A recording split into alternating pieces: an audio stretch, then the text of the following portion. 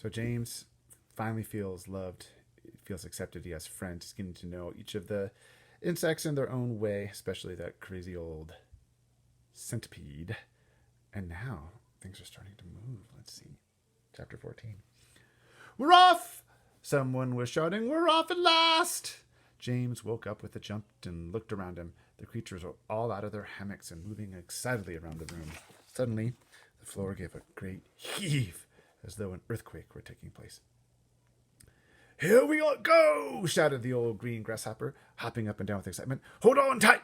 What's happening? Cried James, leaping out of his hammock. What's going on? The ladybird, who was obviously a kind and gentle creature, came over to him and stood beside him. In case you don't know it, she said, we are about to depart forever from the top of this ghastly hill that we've all been living on for so long. We are about to roll away inside of this great, big, beautiful peach to a land to a land of what? Asked James. Never you mind, said the ladybird. But nothing could be worse than this desolate hilltop and those two repulsive aunts of yours. Hear, hear! They all shouted. Hear, hear! You may not have noticed it, the ladybird went on, but the whole garden, even before it reaches the steep edge of the slope, happens to be on a steep slope. And therefore, the only thing that has been stopping this peach from rolling away right from the beginning is this thick stem attaching it to the tree. Break the stem and off we go. Watch it, cried Miss Spider as the room gave another violent lurch. Here we go. Not quite, not quite.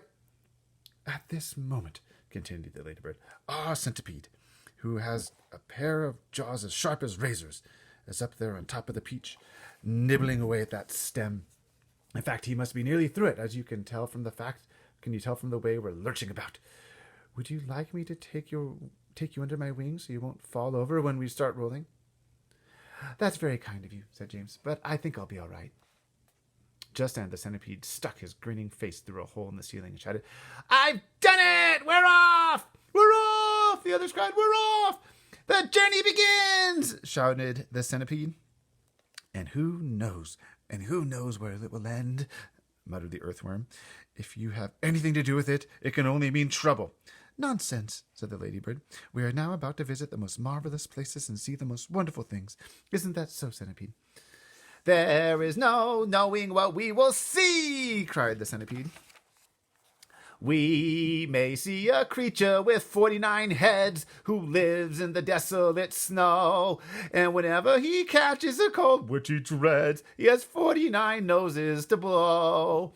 We may see the venomous pink-spotted scrunch, who can chew up a man with one bite. He likes to eat 5 of them roasted for lunch, with 18 for its supper at night. We may see a dragon, and nobody knows that we won't see a unicorn there. We may see a terrible monster with toes growing out of the tufts of his hair. We may see a sweet little bitty bright hen, so playful, so kind and well-bred, and such beautiful eggs, you can boil them and then they explode and they blow off your head. The new and the rhinoceros surely you'll see, and that enormous and horrible gnat, whose sting when it comes you go... No, sorry, let's start again. Whose sting when it stings you goes in at the knee and comes out through the top of your hat.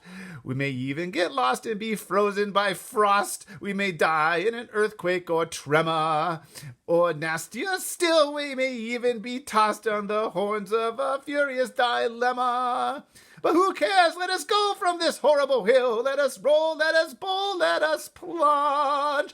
We'll go rolling and bowling and spinning until we're away from old Spiker and Sponge. Da-da-da-da. Yeah. Sorry, I looking forward to that part. 1 second later, slowly, insidiously, and most gently, the peach started to lean forward and steal into motion. The whole room began to tilt over, and all the furniture went sliding across the floor and crashed against the far wall. So did James and the ladybird and the old green grasshopper and Miss Spider and the earthworm, and also the centipede, who had just come slithering quickly down the wall.